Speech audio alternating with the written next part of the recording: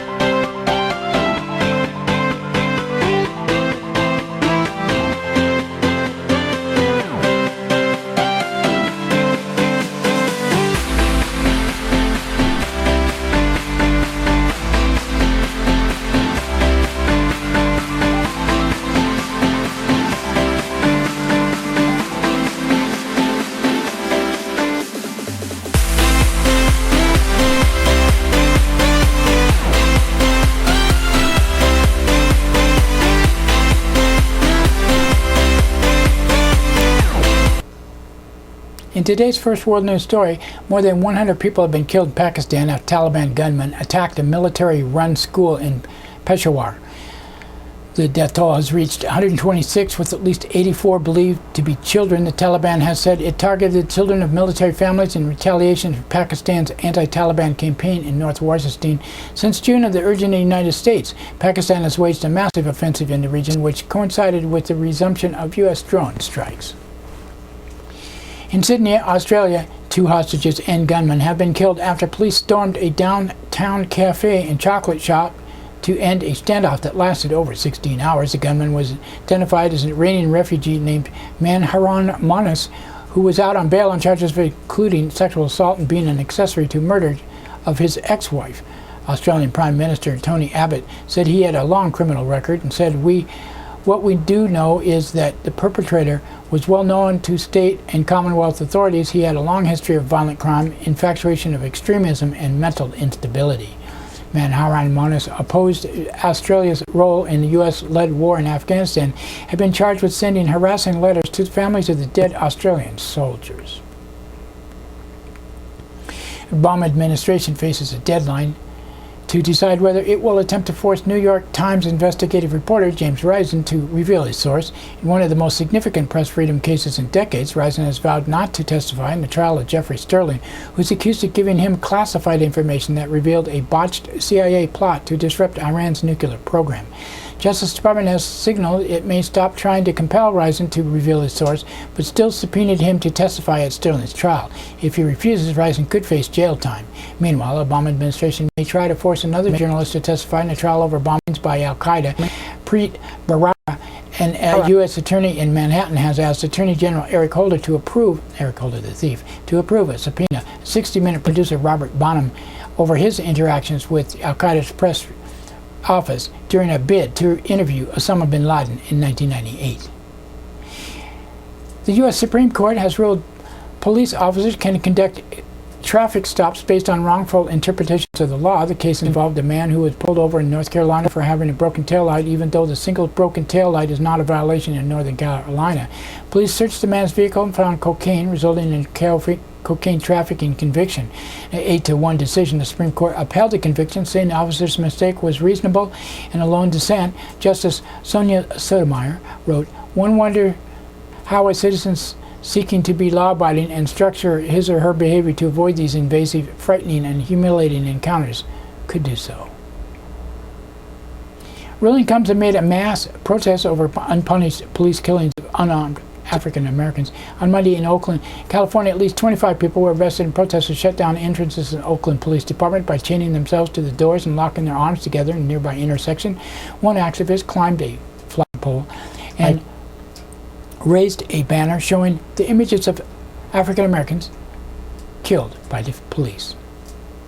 More professional athletes have joined the growing movement against police violence. During warm-ups Sunday, Cleveland Browns football player Andrew Hawkins wore a shirt which read, "Justice for Tamir Rice and John Crawford." Both Crawford and 12-year-old Tamir Rice were killed by police in Ohio while holding toy guns.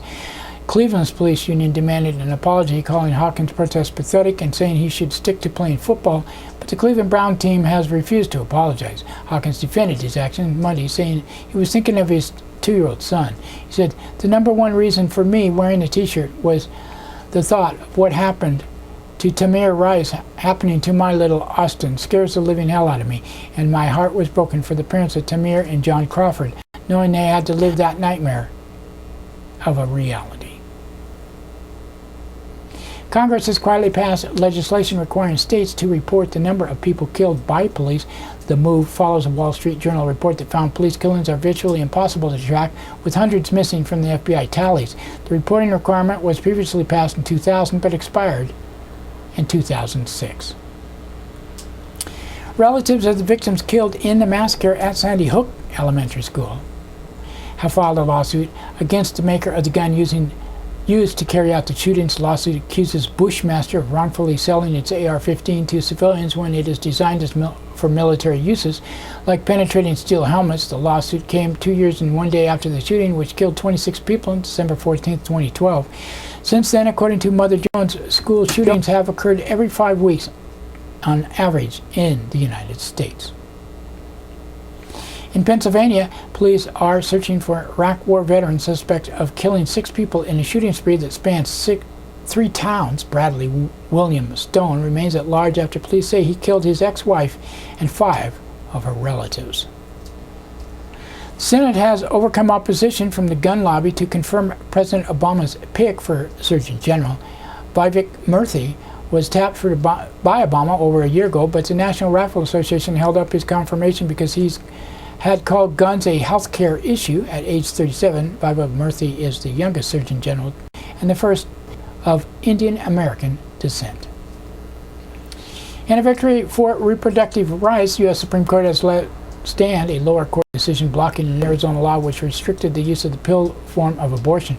Law requires the use of an outdated and cumbersome protocol for the medication mifepristone. The lower court found the law imposed on undue restriction on abortion. In Philippines, prosecutors have charged U.S. Marine with murder of a transgender woman in a case that was renewed anger over the presence of U.S. troops.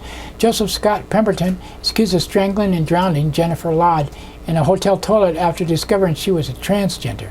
On the terms of the U.S.-Philippines deal, calling the Visiting Forces Agreement, Pemberton will remain in U.S. custody in the Philippines. In Mexico, federal government is facing new questions about its role in the disappearance of 43 students in the state of Guerrero. A report by the Mexican news magazine Proceso has found federal police participated in the attack, which the government has blamed on local police and drug gang. The report coincided with crackdown by federal police who reportedly attacked students and families of students that disappeared as they organized a concert in Chilpancingo, I think it is, Guerrero, the capital. More than 20 people were injured in the clashes Sunday, including journalists from the Associated Press, Pedro Lopez. A colleague of the missing students said the attack was arbitrary. He said what took place was simply arbitrary because compared to other events that have taken place, there wasn't any disturbance or a social demonstration going on, but rather a completely cultural activity, which we were protecting the area, guarding the fence that had been put in place for the event. A new immigrant detention center, due to be the largest in the country, is opened in Dilley, Texas. The facility will imprison mostly women and children from Central America. It's operated by the private company Corrections Corporations of America, which has previously been sued for its treatment of immigrant children. Homeland Security Secretary Jay Johnson has touted the new facility as a deterrent to immigrants fleeing violence and poverty at home. And that's it for the world news today. Now, thanks to one of our underwriters who supports your only visual video news media in Nevada County. That's right, it's us, GVTV News.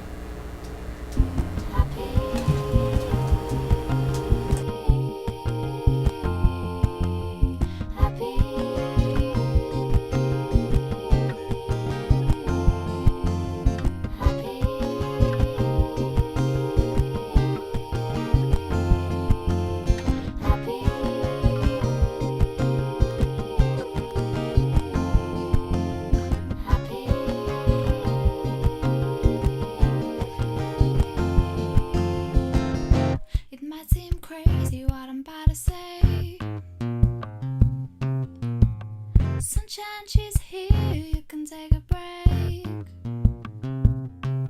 I'm a hot air balloon, I could go to space. With the air like I don't care, baby, by the way. Because I'm clap along if you feel like a room without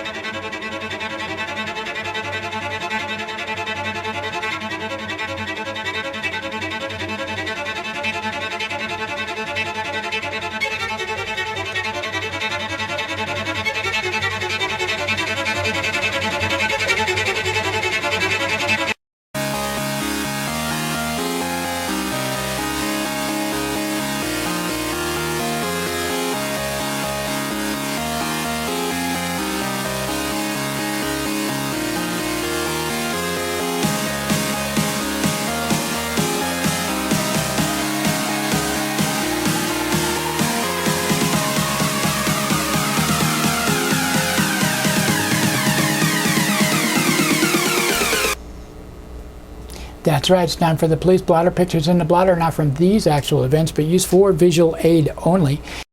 Records are obtained from daily logs issued from Nevada County Law Enforcement. Grass Valley Police Department on Sunday, 7:20 a.m. A caller from a business reported 3 transients in a physical fight. A man was arrested on suspicion of fighting in a public place, and 2 men were admonished against trespassing. 11:01 a.m. a caller from business 100 block of Mill Street reported vandalism to a front window. The Nevada County Sheriff's Office on Sunday, 9:38 a.m. a caller from 15,000 block of Lake Vera Puritan Road reported vandalism. At 10:09 a.m. a caller from 10,000 block of Melody Road reported a man had opened a barbecue pit and put shovels in front of his door. Another caller reported a man put objects in the road. Neighbor then came out and punched him in the face. He was taken to the hospital. 11:03 a.m. a caller from Highway 20 reported a small brush fire. It was Cal Fire performing a controlled burn. At 2:45 p.m. a caller from Highway 49 and Brewer Road reported mailboxes had been vandalized. At 5:46 p.m. A man from 17,000 block of Silver Pine Drive reported an altercation with the person who pushed him. 5:51 p.m., a caller from Jones Ridge and Red Dog Road reported shooting in the area after dark. At 6:07 p.m., a caller from 10,000 block of Rough and Ready Road reported an explosion inside a residence with a refrigerator on fire. Penn Valley Fire responded and extinguished the blaze. 8:45 p.m., a caller from 10,000 block of Manzanita Drive reported people in a truck possibly smoking marijuana. 8:47 p.m., a woman from 13,000 block of River Rock Road reported a cat came inside her residence, was locked inside the library. A deputy was unable to catch the cat, which was very aggressive. Monday, 2:49 a.m., a caller from 12,000 block of Lower Colfax Road reported the person was knocking on the door. In Nevada City Police Department on Saturday, 2:31 a.m., a caller from 100 block of Sacramento Street reported theft of phone and a jacket. 4:04 p.m., a caller from 500 block of North Pine Street reported a woman was bitten by a dog and required medical assistance. And 11:07 p.m., a caller from 500 block of Zion Street reported finding drugs in a juvenile's room. And Sunday, 8:55 a.m., a caller from 100 block of Broad Street reported finding a bag of meth. 12:28 p.m., a caller from 200 block of Commercial Street reported 5 people singing foul language songs on the boardwalk. And 2:26 p.m., a caller from Business 200 block of Broad Street reported PETA protesters blocking the entrance and refusing to leave. 3:21 p.m., a caller from 500 block of Nimrod Street reported 6 or 8 juveniles vandalized a car and left on skateboards. No damage was found. 5:56 p.m., a man on Spring and Mill Streets reported a hit and run by his horse carriage by a white Ford truck. Couldn't find a white Ford truck, but did find a carriage. That's it for the blotter today. Now another thanks to one of our underwriters who supports your only visual video news media in Nevada County. That's right, it's us, GVTV News.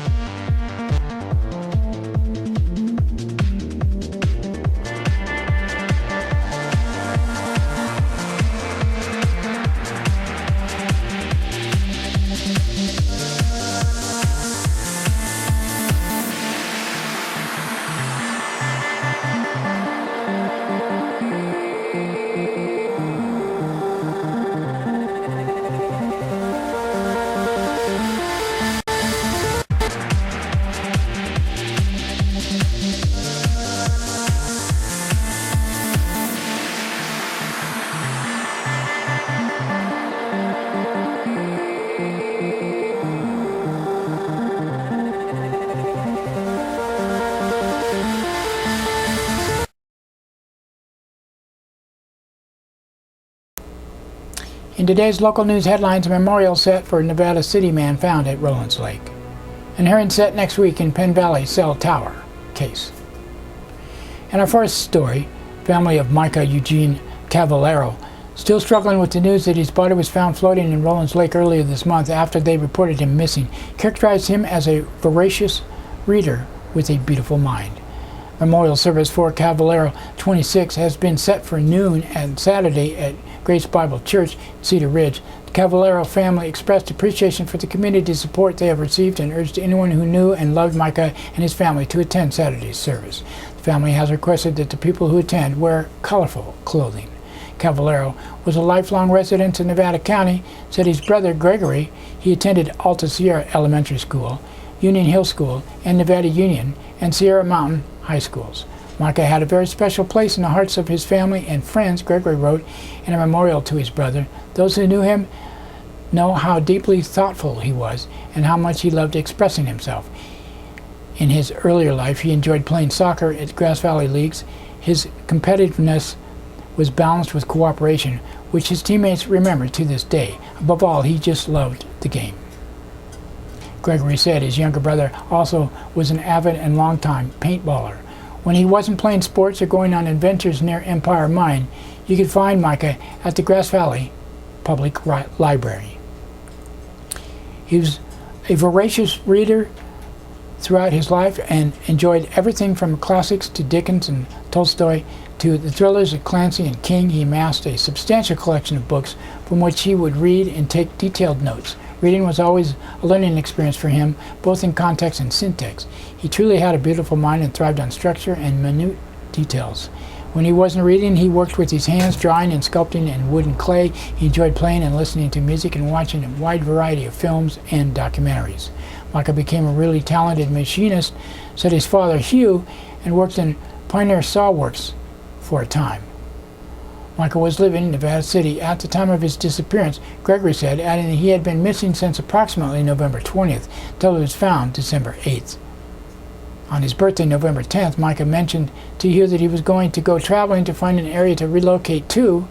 He wanted to apply to some colleges and find employment, which he would struggle to secure in Nevada County. He didn't specify a date of departure. November 15th, Hugh and Micah's mom, Debbie, had lunched with him at Jernigan's in Nevada City. Hugh tried to reach Micah by phone several times between November 20th and 22nd to invite him over for Thanksgiving, then sent him a letter on November 24th. Both Hugh and Debbie visited Micah's residence on Thanksgiving Day to find out if he was around or to find out if anyone had heard from him. They began to be concerned, but didn't want to overreact.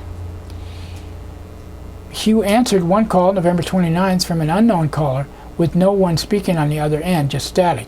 Caller ID showed Boulder C, or maybe that's Boulder, Colorado, which Hugh suspected might be Colorado. He returned the call with no results. Hugh suspected that Micah had tried calling on his travels and thought that perhaps his phone didn't have good service, Gregory said, adding that while they were concerned, his parents also were reassured since Micah had said he was going to go traveling. But after a continued lack of contact and an increasing concern for his well-being, Deborah officially reported Micah missing December 2nd. A man on a pontoon boat called 911 about 10:45 a.m. December 8th to report seeing an object that he suspected was a body, according to dispatch reports. Members of the Nevada County Sheriff's Search and Rescue Team, as well as the coroner and the dive team, were called out, and Micah's body was recovered from 200 feet from the shore near the boat slips at the Orchard Springs campground. He was not carrying any ID, however, and eventually was identified with the assistance of California Department of Justice, Bureau of Forensic Services, the Nevada County Sheriff's Coroner's Office, and said Chief Deputy Coroner Sergeant Robert Bringolf. The last known date that Micah had contact with someone was December 4th, Grass Valley, Gregory said, adding, if anyone saw Micah or had contact with him during these last weeks of his life, please contact the Nevada County Sheriff's Office so they can unravel the mysteries surrounding the days leading up to his death. On Monday, Gringolf confirmed that Micah's disappearance and death remain under investigation and said his cause of death is yet to be determined. There is so much to say we don't know where to begin and end, Gregory said. We are grateful beyond words to those who have reached out and made a difference in Micah's life and supported us.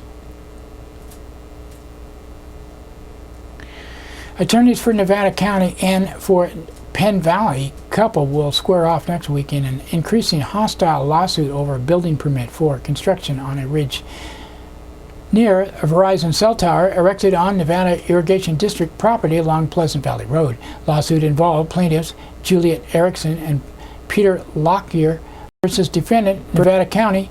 Now includes allegations the county staff lied in insisting the cell tower site had previously been designated a so-called visual important ridge line prior to March 2011 when the Lockyers filed their building permit application. The county, however, argues the designation was addressed during the approval process for the cell tower, a process that preceded the building permit application filing. Both parties will appear at 1:30 p.m. December 19th in front of Nevada County Superior Court Judge Sean Dowling in a 4-year-old case. Lockyers are asking the judge for a writ of mandate, a court order to a government agency, to strike the permits management plan that the county is requiring as a condition of approval and to hold the county liable for taking of Lockyer's land. Nevada County is asking Dowling to deny the writ of mandate. At the issue in a management plan is a deed restriction that requires the couple to maintain a treed section of their property that the county says is necessary to screen a proposed office garage. Lockyers say the deed restriction is actually to maintain screening for the cell tower. Dowling in May agreed with the Lockyers, saying the deed restriction was an unconstitutional taking because the county had placed maintenance demands and access requirements on the couple's private land. county planner subsequently retooled the management plan, but the Lockyer said it is still questionable and declined to agree with it. In August, they appealed the revised building permit approval to the Nevada County Board of Supervisors. Supervisors, however, voted 4-1 to deny the appeal. Lockyer's, in briefs filed on October 31st and November 24th, said the county board used false information to justify the decision. Namely, the alleged false information was the ridge where the cell tower is located had previously been designated a visually important ridgeline. At the time of the referenced cell tower hearings, Foss was county zoning administrator. The Lockyers asserted that this statement repeats as fact something which has long since been shown to be untrue, the brief states. According to the brief, Foss said, when examined under penalty of perjury, admitted that he never made any such findings in the cell tower proceedings. Brief includes what appears to be a quote from Foss' deposition, which Peter Lockyer says the couple subpoenaed in November. According to the brief, Foss was asked, up until March of 2011, to your knowledge, had the county ever designated any ridgeline a, quote, visually important ridgeline, unquote, according to the ordinances of the County of Nevada? Foss replied, according to the brief, not to my knowledge. Attorneys for Nevada County, however, strongly opposed Lockyer's argument. I guess only a judge can decide. We'll let you know.